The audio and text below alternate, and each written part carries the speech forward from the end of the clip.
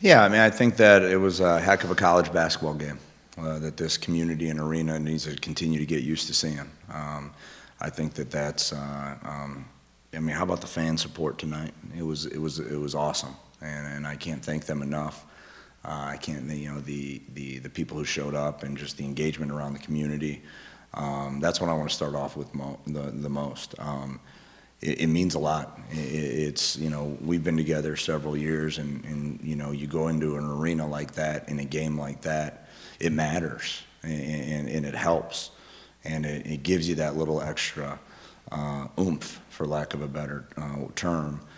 So I want to thank the community for coming out, first and foremost. There's no doubt about that. And we're going to continue to fight every single day to clean up the mistakes that we make statistically, to continue to have this community support us. The game was a tough game. Come out of halftime up 8, turn it over 3 times, miss a couple free throws, and the game changes right away. You can't do that against a team like Bradley, who I think will be one of the top teams in the Missouri Valley Conference this year. They're tough, they're veterans, they're well coached. And I thought that, we gave up the lead. I think it was a 5-point game, 4-point game, came back and took the lead the next 2 possessions. And then it was back and forth down the stretch. I thought our guys battled through some adversity throughout the game. And I thought ultimately, some key turnovers late in the game hurt us. And we cause a lot of turnovers for them as well. But if you're going to break down the game, that's my initial thought. Brian, talk about your team's defense. I want to talk about some of the key moments, but just talk about your overall defense. I thought your defense was spectacular. Yeah, you want an identity as a team, okay? That's what you want. And you're always searching for that as a coach. And sometimes your identity, I want to be defensive, I want to be offensive, I want to play fast, I want to play, I want to be a rebounding team. And, we work defensively through scouting. We open every practice is a defensive drill every single day, whether it's just a reminder or if it's a all-out defensive drill. And I think one of the things that our team has kind of figured out a little bit about ourselves is that we're a Swiss Army knife. This guy's the epitome of that. Play multiple positions. We're switchable. We don't have to switch at times. We can be physical at times. And I thought that's tough to play against. And I think that's where our defense was big at times, where we were physical when we needed to be. I thought we gave up too many offensive rebounds. It ended up being, it looks like offensive rebounds 12. They had 7 at half. And they out-rebounded us by 12. So we have to be a little bit more physical within our defensive switching and things like that. But our guys took a game plan on a day-and-a-half prep, and I thought implemented it pretty well. Holding them to, I guess, 56 points. I don't know what they shot overall from the field. It looks like 39%, 39.6. So you want to get below that 39. So that 0.6 got us. They are a lot bigger than you guys, stronger. It seems like. But your quickness, your brother's quickness, Curtis made some big flashes. You guys were very active inside. Yeah, we just got guys who are pretty athletic. I feel like, even though we're not the biggest team, we have a lot of fight in us. So I feel like that's what we hang our hat on, just trying to battle. That last play when Rayshon throws it up over his shoulder, did you think it was good right at the time? I wasn't sure, but I was praying it was, and it just didn't go our way. But Brian, in a scramble like that, you're just trying to somehow get a shot off, and you guys managed to somehow throw one up there, and even when you were pressing at the other end, got the turnover and the ball kicked around, and it was just kind of one of those chaotic kind of ends to a game. Well, and that's what you need, like in a situation like that, when it's a 3-point game. We drew up a play. He did a heck of a job. Occupied some things in the weak side action. He spun, gets a layup with 7-8 seconds left. I think it was around 7 or 8 seconds, which is plenty of time with a 3-point game. So now it's a 1-point game. Got a timeout. You go out there, and again, our versatility enabled we get the steal. Unfortunately, we didn't execute down the stretch on that, and when we got the steal, and then we go down there, and the play we have drawn up, we executed it perfectly with 0.6 seconds. That's tough. You gotta. You'd like to push in the back is what occurs in a play like that, and I'll see if it occurred in this play. Yeah, I can't say that. So I'll look at that. But that we executed what we needed to execute, and unfortunately, it wasn't reciprocated. And then the shot, I would think with 0.6 seconds, it bobbles around and we throw it in. I understand that aspect of it. It probably didn't go in. I'll look at it on film, and just the action prior to it, I'd like to see as well. When you are in a sequence like that, when it's chaotic constantly, how do you help those guys stay focused?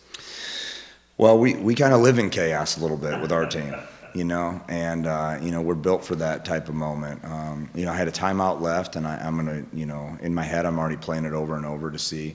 I thought at Fairleigh Dickinson, I was able to call a timeout and put us in a position for Lamar to make a game-winning shot. You have one timeout left, you get a steal. As you're looking at it, I think we're all in the moment. We're all on the same page. You got to trust your guys. I look at it at the moment like probably I'm not going to draw up something better than what we had. But maybe you look at that, and so how you survive in those moments or handle those moments, you self-evaluate. And then you continue to trust your players, because I trust these guys. I said that after the game. I explained to them the reason that we feel the way we feel is because you don't want to say should have won. I don't know another word. You had an opportunity to come away with a win based on everything that took place, and because Bradley should have won as well, and they did because they made enough plays.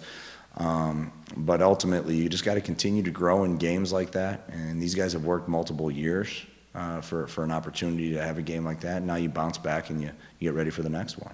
Big one against Troy, and this one could have been big too. Mm-hmm.